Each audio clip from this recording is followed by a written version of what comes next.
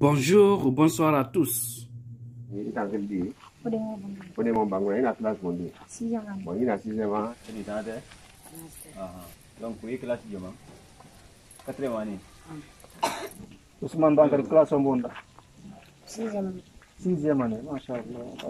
Mes frères et sœurs guinéens, je suis Tidjane La Puissance. Je vais attirer votre attention sur cet orphelinat, l'orphelinat de Kindia.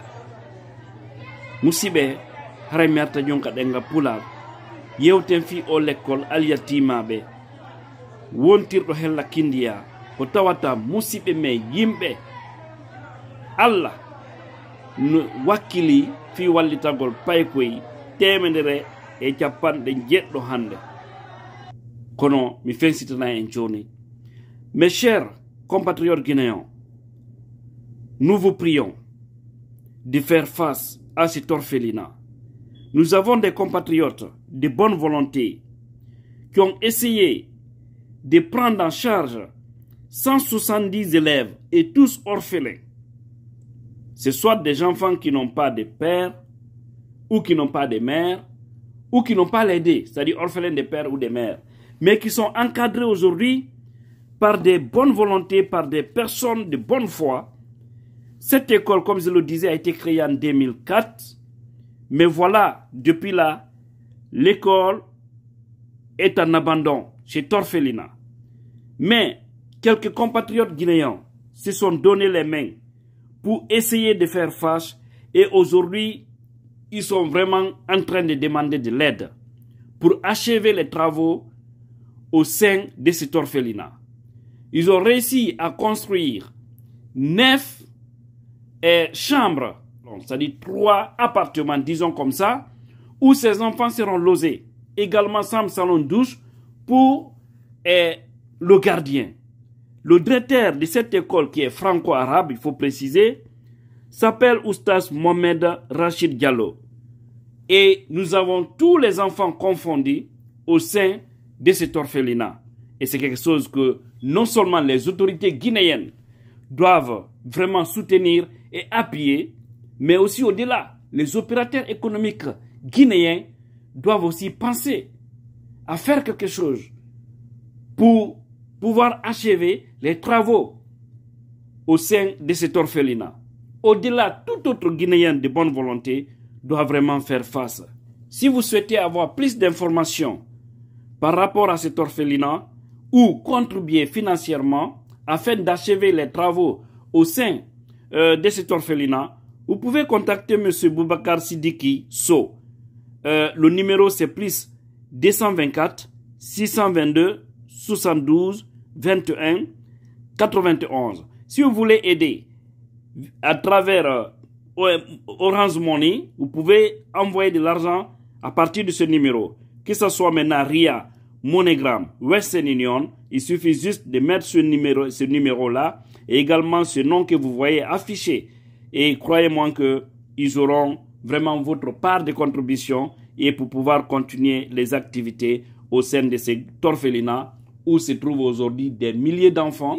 Il faut préciser qu'il y a des enseignants, non seulement au niveau du primaire, mais aussi au collège, et qui sont tous entretenus par ces bonnes volontés. Ce n'est pas l'État qui aide. Nous attirons leur attention par rapport à cet orphelinat encore une fois. Si aussi vous voulez aider à travers votre compte bancaire, c'est aussi simple. Voici les informations de ce compte. Il suffit juste de mettre ce numéro de compte bancaire et comme vous le voyez affiché ici, et mais la référence, vous devez écrire orphelinat de Kindia. Chers compatriotes, on dit le plus souvent, aidons les orphelins, aidons ceux qui ne peuvent rien faire pour eux, et aidons nous vivants.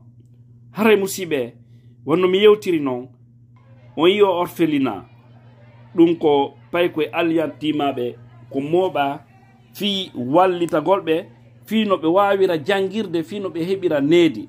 Hare noon musidɓe men wawi jonnedirde juuɗe, heɓi faamu e hakkil e murandum e yurmede ha ɓe ƴetti disposition ji fi darnalngol koye pay koye ko waalo.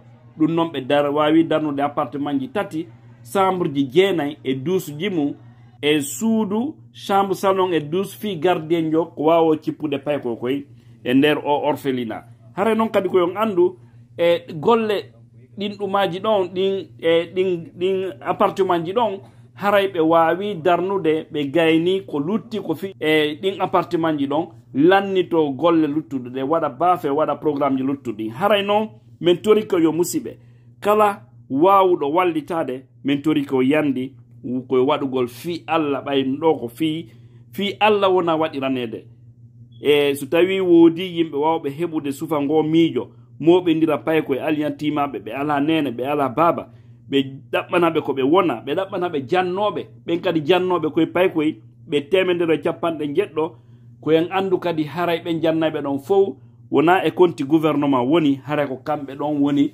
wallitade murandum haray no yandi men tori ko musiɓe kala wawɗo wallitade woni wonɗo golde gouvernement woni julaɓe men ɓen woni kala guinéenjo fonctionnaire jo maɗo wonɓe jooɗiɓe hella ka leyɗe porto ma leyɗe afrique leyɗe haray e hino ɗo coordonnéji ɗin hiɗon wawi noddude monsieur Boubacar Sidiki Sow e haray numéro on ko plus 224 622 72 21 91 si on waɗi o numéro ɗo on wawa noddude monsieur Boubacar Sidiki Sow si ɗon faala humpitade ko ɓuri ɗo so tawi noon kadi ɗon faala wallitade haray ko ballal jawdi haray siko Western Union siko MoneyGram siko Ria siko so tawi ko kadi ko Orange Money hiɗon wawi wallitade e toujours haray ko on numéro e nde inde ɗo wawto wadde fino wawi ron naɓirde ngal ballal ɗon ha hewtaɓe